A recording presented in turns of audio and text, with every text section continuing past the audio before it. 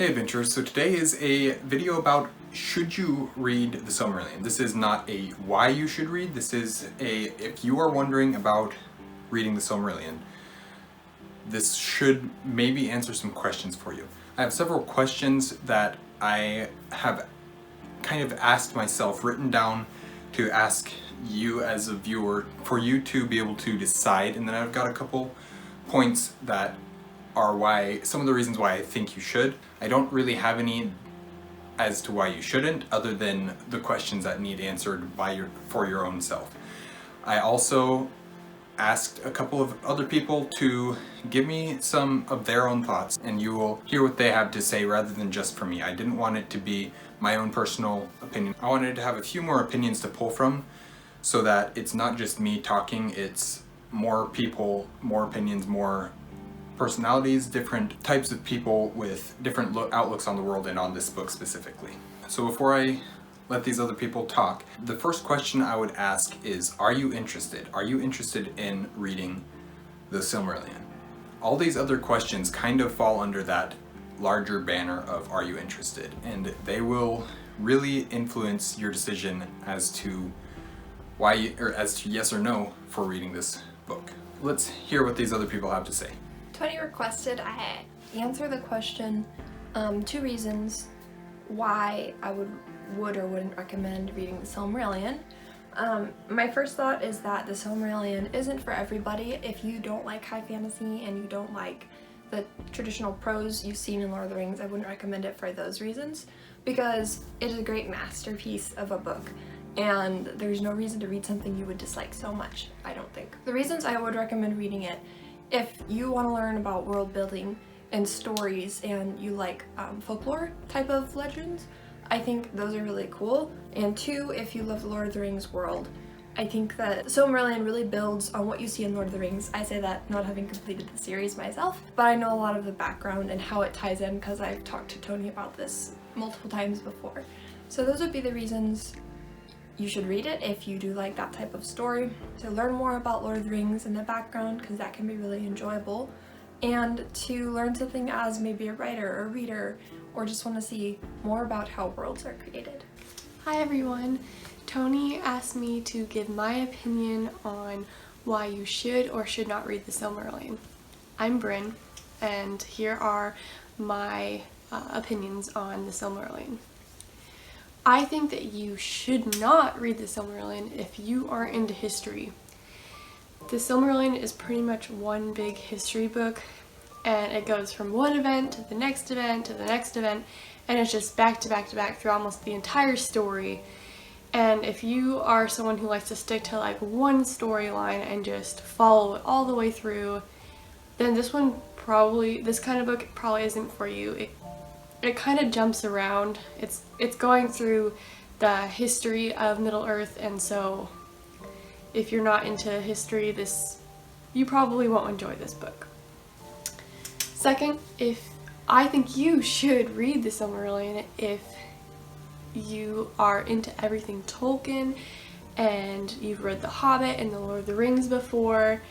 I personally liked the Silmarillion because it helped me to understand the Lord of the Rings better, because it gave like the backstory on some of the villains and some of the heroes, their ancestors, and reading the Silmarillion just helped tie everything in The Hobbit and Lord of the Rings together, and I found it to be very enjoyable. So those are my opinions on whether you should or should not read the Silmarillion. David Wiley here to give you 2 reasons to read the Silmarillion by J.R.R. Tolkien. Reason number 1, if you are a fan at all of mythology and all that entails, the creation, the story being told of great beings of power and how they shape and walk among mortals and how everything comes to be, this is all in here in Tolkien's world of Middle-earth and how it came to be, and the curse that follows the family upon the creation of the Silmarils, and how that just transforms generations of that family with that curse that follows them. And it's really interesting. It's a fascinating read. And number 2, if you've ever wanted to find little tidbits, such as just how old Galadriel is. Who is the true bearer of the third ring of power?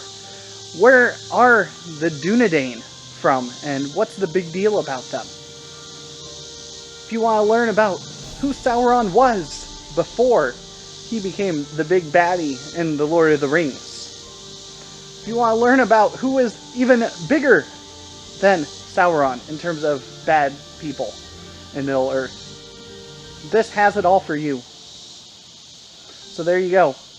Pick it up, enjoy it. Go through a bite size at a time. It's very different from The Lord of the Rings and how it reads, but it's well worth the effort that you put in, because it is so rich, and Tolkien created such a magical, fantastic world for us all to enjoy. I hope those other people gave you some more ideas, more thoughts on if you should read this book. But to continue on, of course I already asked, are you interested?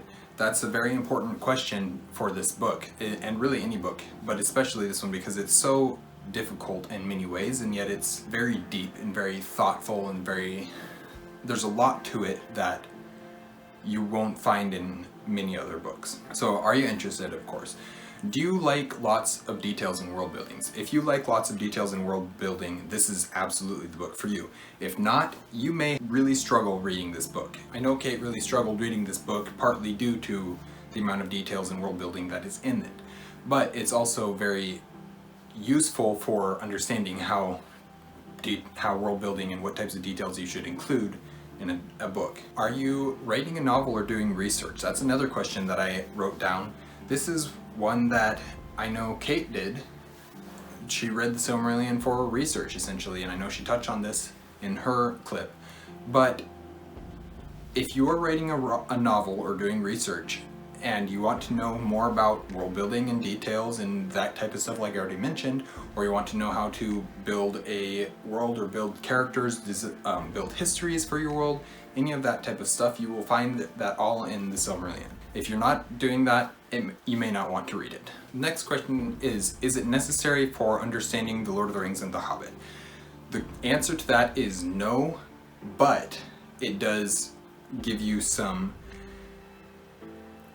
more backstory on certain aspects of those stories that may be of interest to you. If you didn't fully comprehend every single thing within Lord of the Rings or The Hobbit, you may consider reading this, but then again you may not, because if you didn't comprehend Lord of the Rings and The Hobbit, this is quite a bit more difficult than both of those, and you may not comprehend what is in this. That being said, it does help to answer some questions that you might have regarding those things, as David touched on. The last question that I have posed is, are you a fan of Tolkien? Again, Kate touched on this a little bit, and if you are a fan of Tolkien, this is a very important one to read, because this is basically the explanation of all of Tolkien's works on Middle-earth. They are explained in the Silmarillion pretty much completely. There's a few things here and there, specifically The Lord of the Rings and The Hobbit, that aren't completely explained, because those are different tales set in a different time. And there's some other tales that aren't told as well. But for the most part, you will gain a greater understanding of all of Tolkien's stuff by reading this, plus it's one of his greatest works he did. I know he didn't finish it. It says right there that it's edited by Christopher Tolkien, because J.R.R. Tolkien died before he got a chance to publish the Silmarillion. So some of that was finished by Christopher. So if you are a fan of Tolkien, I would say absolutely read this. If you're not a fan of Tolkien, you probably won't want to read this, unless some of these other questions are answered and met for you. Some of the other things that I found interesting and really cool about this story is that it helped me gain an understanding of words and languages, of specifically the words and the languages within Tolkien's worlds. I have an interest in language and philology and the study of language, which is what that is, and I really enjoyed reading it this last time and seeing how much he tied the language into the creation of the world, into the cultures of each of the different people groups. And I really enjoyed seeing that, and I really enjoyed being able to look at words, look at the prefixes and suffixes and all the different aspects of the words that he uses to make up place names or people names or whatever, and be able to understand, oh, this means of this, or of the river, or of the rocks, or whatever it might be. You can start seeing things that this word means this word, and then of course he does have an index in the back that explains what all these words mean. So that's a huge part, but it was also cool for me just to be able to read the book and see how those words correlated to an English word that I already know and how they fit in with the rest of the world. It also adds a massive amount of depth and richness to the world. I know David touched on this as well, and it's wonderful to see how beautiful and really just rich this world is when you start learning the stories of Beren and Luthien, of Turin and Turambar, of Hurin, and just there's so much about it. Erendil and Elwing, there's like, I just thinking about the different stories, there's so many amazing ones that just you learn so much about the world that is barely mentioned in The Lord of the Rings, but is fleshed out and deepened, and it's just really wonderful to see and to understand so much of this book. The other thing is the writing is beautiful. It's very, very visual and immersive. I would literally be reading the books and reading the book and be seeing things as they were happening. Like my mind was creating the images of the things that were going on while I was reading.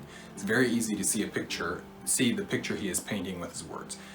That's true of all of Tolkien's books, but this one specifically, there were scenes in it where I was just blown away by what I was visualizing without purposely attempting to visualize things I was reading it. It was just the image was there, and wow. And so that's, if you're interested in that, that's another great reason why you would consider reading the Silmarillion. And then to close out this video, I would ask you again, are you interested in the Silmarillion? Because if you're not interested in the Silmarillion for any of these other reasons, or for any other reasons that I may have excluded, I can't do anything about that, and you probably don't want to read this book, and that's fine.